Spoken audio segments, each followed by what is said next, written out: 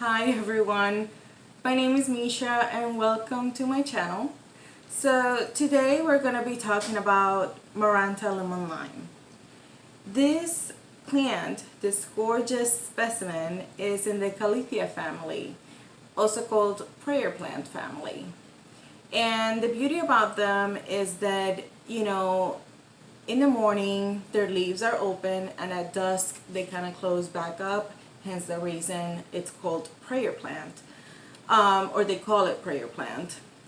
So I have had this plant for about, I want to say 6 to 7 months at least, and I feel like I figured this plant out from the first couple weeks. When I first purchased the plant, it was at a fresh market, and I just saw that it was like a beautiful, plant, beautiful leaves. I did not know the name. There was no tag on it. So I asked the attendant, and she didn't know. But at $8, I could not go wrong.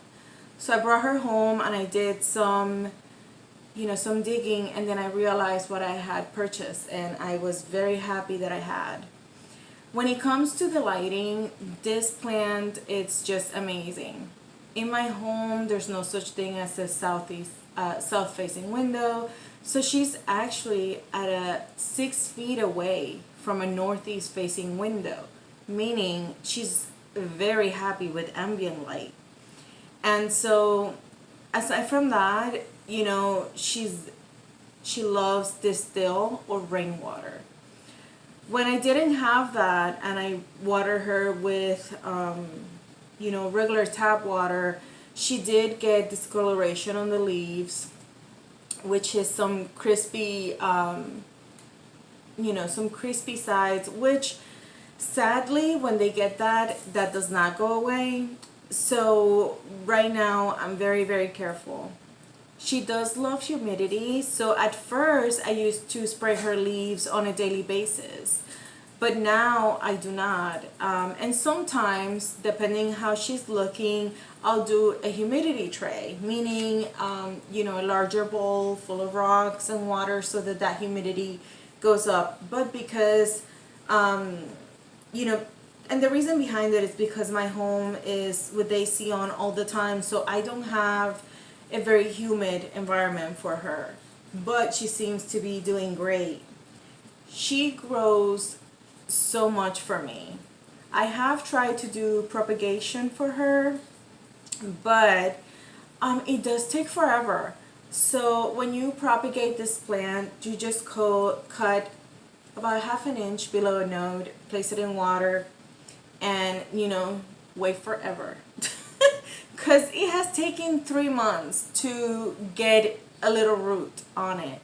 But, I let it be, take its time, she's worth it. She is originally from Brazil, and I am so happy that I was able to find her. When it comes to the soil, she likes being moist. And by that I mean, I never let her dry out. It's a huge no-no. So if it gets 3/4 of the way, that's too dry for her.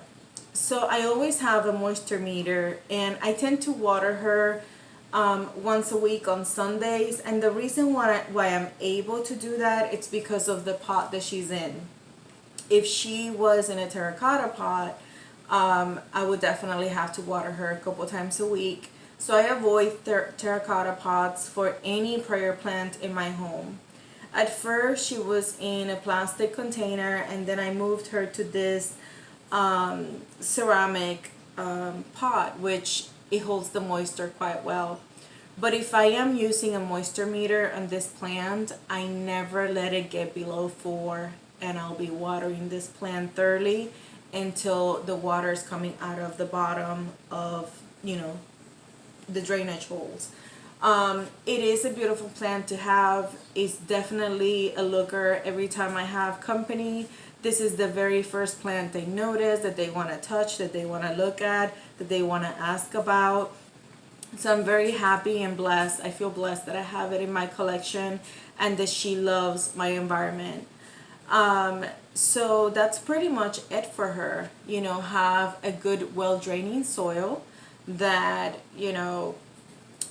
remains, keeps the moisture, but it does not let her be, soaking wet, because she does not like that either.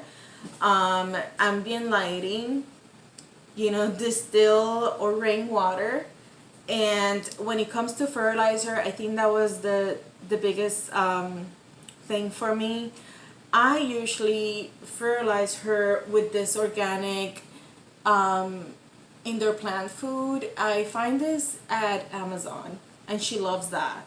But then I tried to do a fish fertilizer for her, and she hated that with a passion. She dropped 3 leaves, and I was afraid for her.